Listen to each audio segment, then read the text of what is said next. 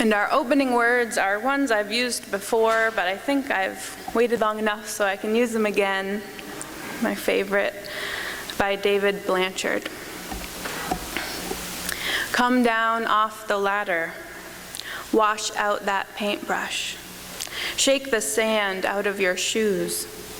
Get up off your muddy knees and give the garden a morning off. Fold up the newspaper, turn off the coffee pot.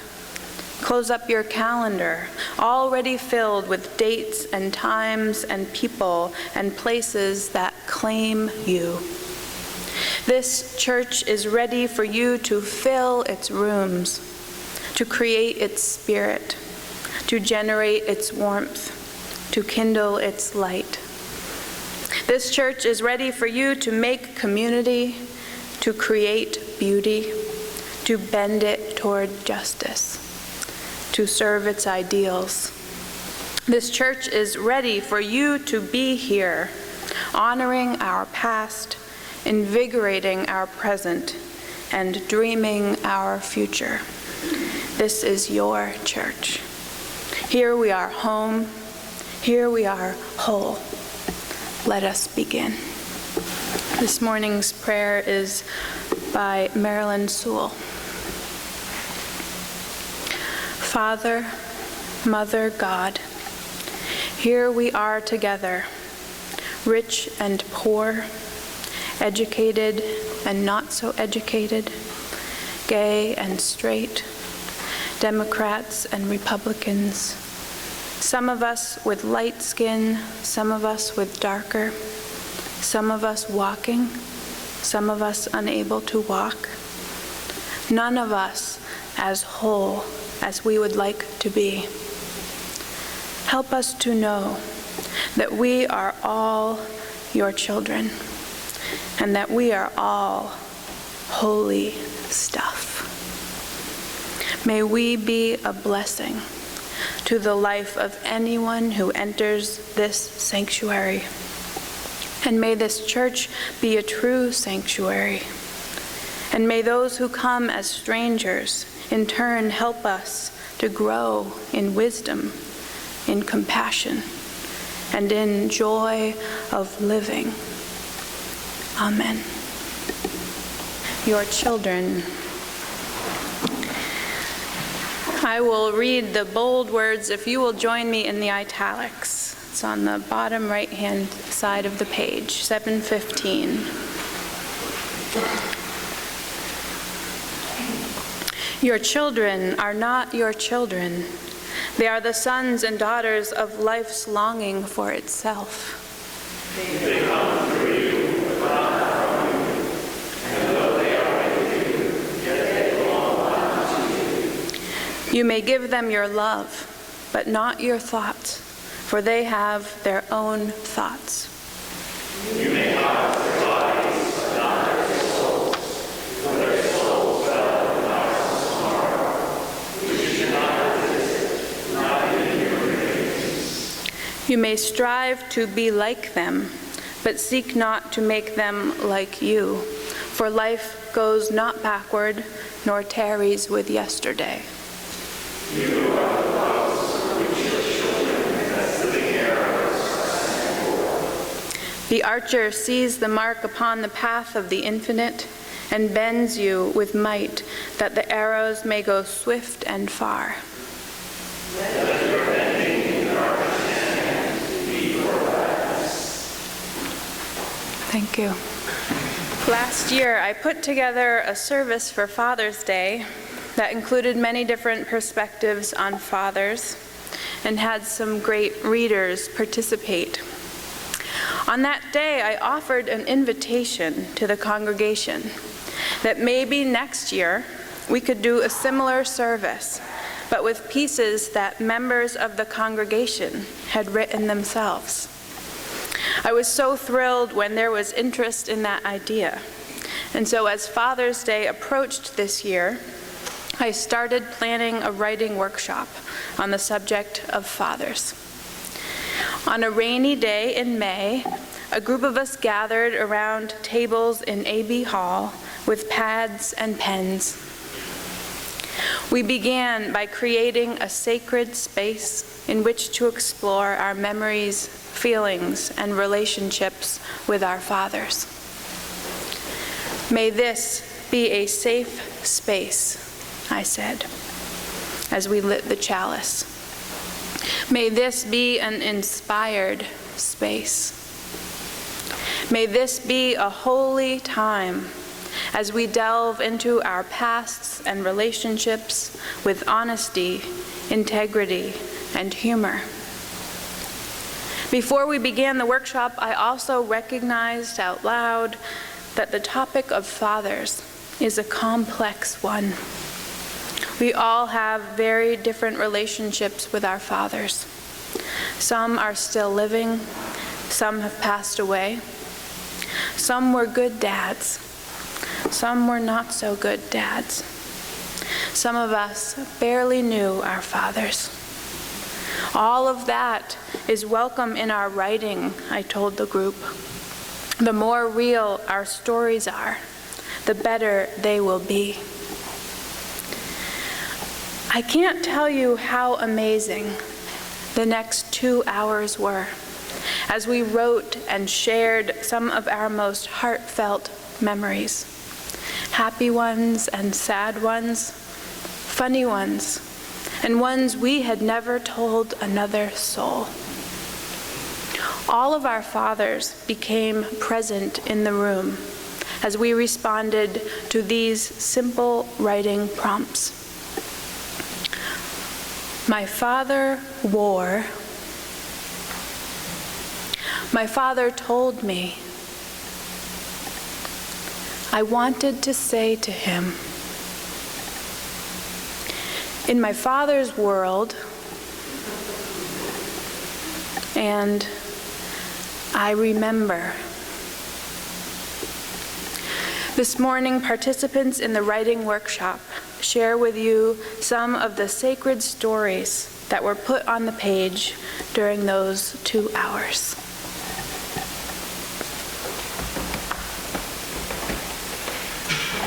Good morning.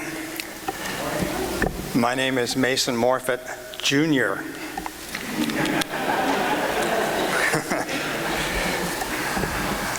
My father wore coveralls that testified to a long history of sawing, hammering, and general struggles on a wide variety of household repairs.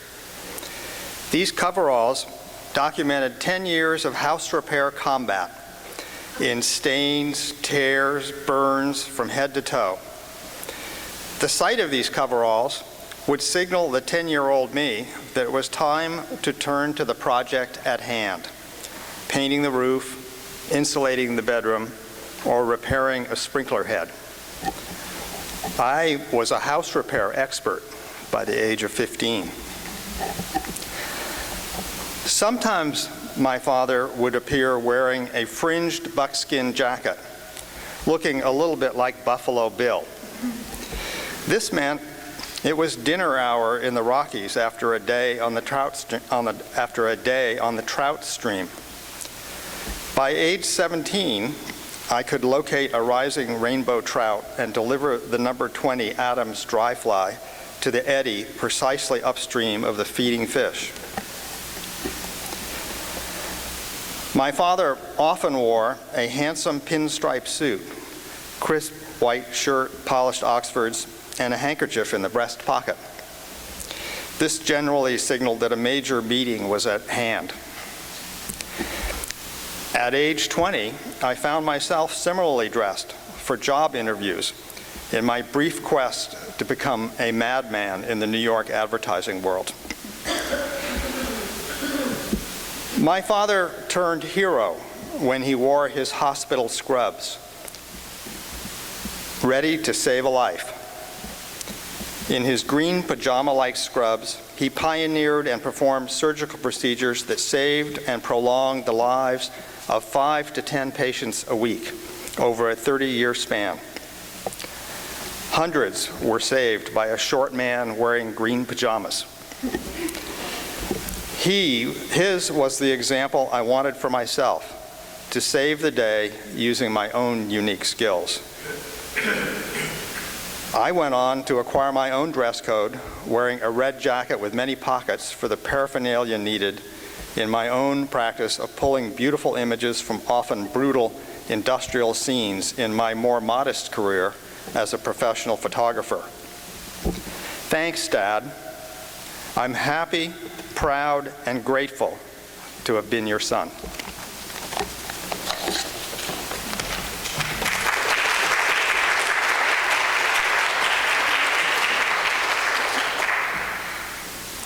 I must say before I begin that sharing 2 hours with my dad at the workshop was really quite a gift. Thank you, Kate.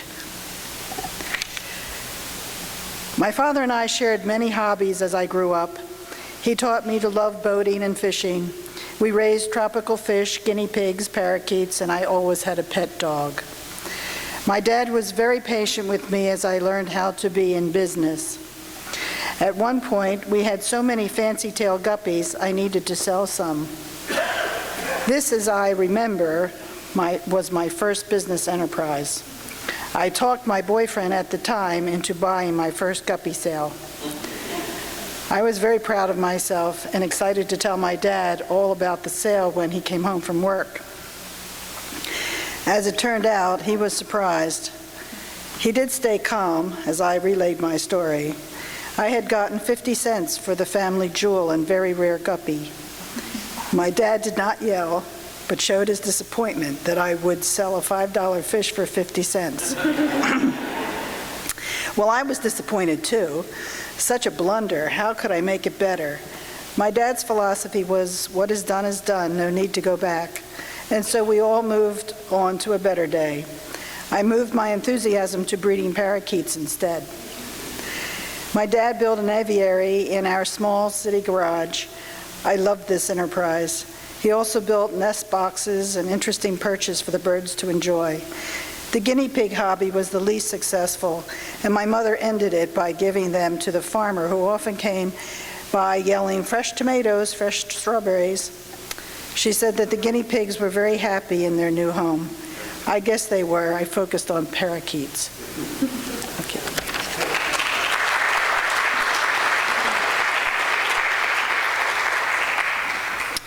I'm Sheila Sheehan, and I am one of 4 children that my father brought into the world. It was a spring day in Newport, Rhode Island, and we were surrounded by a lot of people just like us. While we waited for him to come out, I could see the big ship in the background, and then I heard my big brother say, "There he is, there he is." A man was coming towards us as though he recognized our faces. That was the first time I met my dad. Although I'm sure we met before, that minute was my first memory of him, and perhaps my very first memory in life.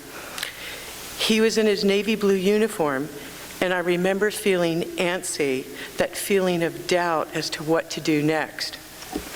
His face didn't look like the man in the photograph in the living room, and this man had a lot of shiny ribbons and medals pinned on his jacket as they hung where his heart was.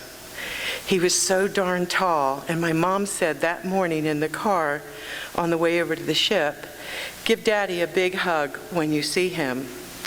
Although I wasn't sure who Daddy really was, that big guy neared me, and I remember thinking, how am I going to reach his neck? It's way up there. I couldn't take my eyes off those medals, and my head bobbed and shook like a parrot moving from his face to his chest in seconds of uncertainty. I wanted to smile, and I wanted him to think I was friendly, but I just couldn't take my eyes off those shiny ribbons and medals of green and blue, red and purple and white. My brother and sister moved in closer, and I followed when I saw an opening. Squeezing in between them, I put my arms around his knees and tugged him close. When it came my turn, he reached down and plucked me up. He had a large, friendly smile, and to this day, I can still remember the first of many one-liners to come after that. "You're a big 5, Sheila," he said. Then I was clever and a quick thinker. I knew that was my chance to stand my ground with that man. I forced my shoulders back and I looked at him in the eye, and with great confidence, I said, "Yes, I am, and so take off my training wheels." He laughed and patted me on the back and put me down. I think he wanted to kiss my mom or do something else. The next day, my training wheels came off. That was my first memory of my dad, a simple man who had a tremendous capacity to love and to provide what he thought his family needed. Who then knew that I would have to stand my ground many more times and for many more years after that? Okay. Last year, I dusted off those ribbons, medals, placed them in a box, and mailed them to my younger brother, Tim. I enclosed a note which read, "Dear Tim, we may be orphans now, but we will never be without the memory of our rudder." I signed it, "Your father's daughter."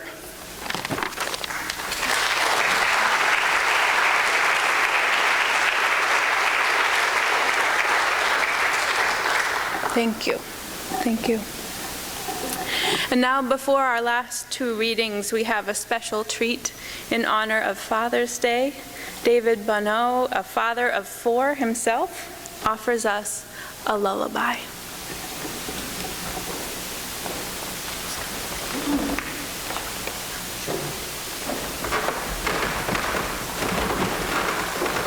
This is a song that is one of Pavarotti's favorites. He used to sing it to his children and his grandchildren. It's Vivek Elaine and Coro. It's sung in Italian. And I'll do a little translation of some of the words that you know what's going on.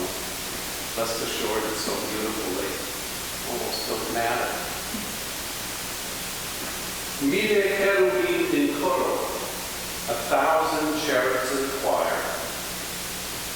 Ti sorridono nel cielo, smile at you from heaven. Una dolce canzone, sweet song, d'accarezza così, caresses you. It goes on to say, a hand glides you proudly between the golden clouds, dreaming and sitting up with you, my treasure, protecting your walk. The most beautiful line is, sleep, which is dawning, dream, Sonia, Figaro, little, like a little flute. Amor, my love. Sleep, sleep, dream, my little love. Dormi, Sonia, Figaro, amor.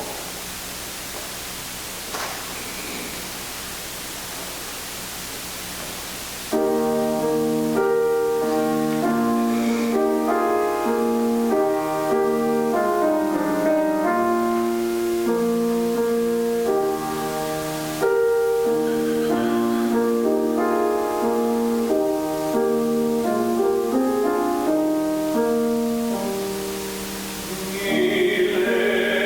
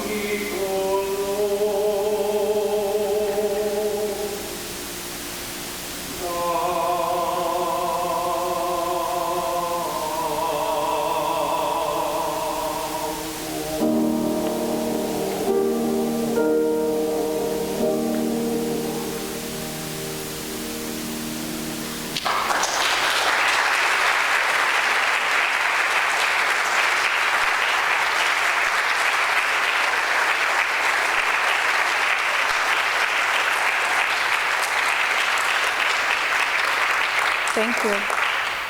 Thank you so much.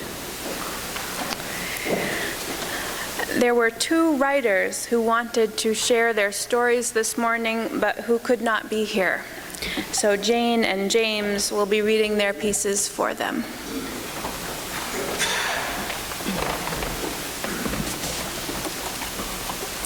I wanted to say to him, I wanted to say to Dad how much he had hurt me when he called me worthless and a poor excuse for a human being, but I never did. I hoped that if I reminded him of that day long ago when he took his frustration and anger out on me, he would have said what I longed to hear. Oh, sweetheart, I never meant that. I adore you.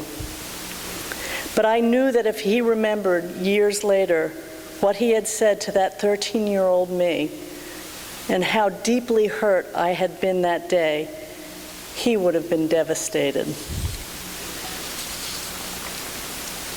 While Dad only said those words once, I must have repeated them to myself 1,000 times. And I spent much of my many adult years in therapy, working on why he was right. He had to have been right. He had always been my hero. He was a famous doctor. He had to have been right. Life is full of irony. Those words that had become my most painful mantra eventually led me on an inner journey that has become my greatest gift. Over time, I was able to appreciate the man who arrived from home from the hospital that day after 12 hours confronting illness and death, to a wife who was exhausted after 12 hours of confronting 4 children. I was able to appreciate the self-absorbed 13-year-old immersed in her own world with no awareness that her mother desperately needed her help.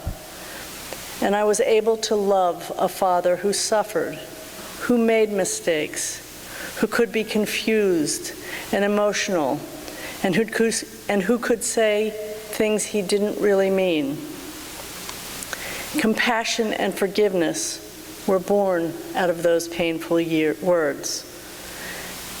Dad became a different kind of hero to me. No longer up on a pedestal of my childhood's making. He became every man. No longer up there, separate, idealized, and out of reach. He became just like me, and we became best friends. When Dad died, I held his hand. We told each other how much we loved each other, and I told him what a wonderful father he had been. He couldn't have been better.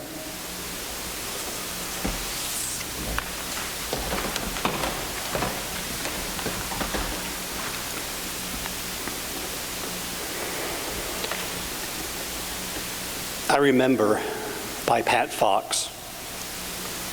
I remember his smile. I remember his laughter the night he and Dick laughed themselves silly at the Muse, each smiling with a missing front tooth. I remember him offering to drive to P-Town to be with me when he realized my 12-year relationship had ended and I was alone. He was ready to drop everything for me. I remember the joy in his eyes when we all gathered for his 80th birthday, 20 of us playing golf, Joe sitting on the porch with his grandchildren, making whistle noises with the straw. I remember the talks we would have, usually sitting on the beach or over cocktails when we were alone. He needed someone to talk to, and occasionally that was me. He needed to talk about the sadness. He was concerned that there would not be any friends to stand at his funeral and talk about his life. In the end, that could not have been any further from the truth. The church was packed, and the stories were heartfelt and endless. He missed my mother. Life did not follow the plan they had set. And he felt a deep concern for my brother. Would he succeed in his career? Would he ever be happy? He was sad that he didn't get to see my sister enough. Was she doing okay with her family? Thank God the truth did not come out until after he had died. I remember the man who taught me to golf, taught me to sail, shared his love of swimming and the ocean. But mostly he taught me generosity, to open our doors and welcome friends, family, and strangers, to help others through their challenges in life and to give whatever we had. He was generous in spirit with an abundance of caring, generous with things, and always there with a hug. I remember his welcoming warmth. I remember his love. And he still helps me smile every day.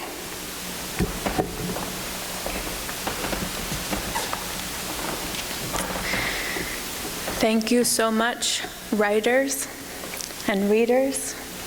David. Thank you so much, fathers, for helping to shape who we are in the world today. Whether we were responding to their love or their judgment, whether we were trying to make them proud or living our lives in spite of them, whether we were shaped most by their presence or their absence, our fathers have influenced our lives beyond words. This morning, a few of us tried, nevertheless, to put that into words. And I invite all of you, too, to sit down one rainy afternoon with a pen and a pad of paper. If you have trouble thinking what to write, feel free to start with one of these. My father wore. My father told me. I wanted to say to him, in my father's world, I remember. Amen, and blessed be.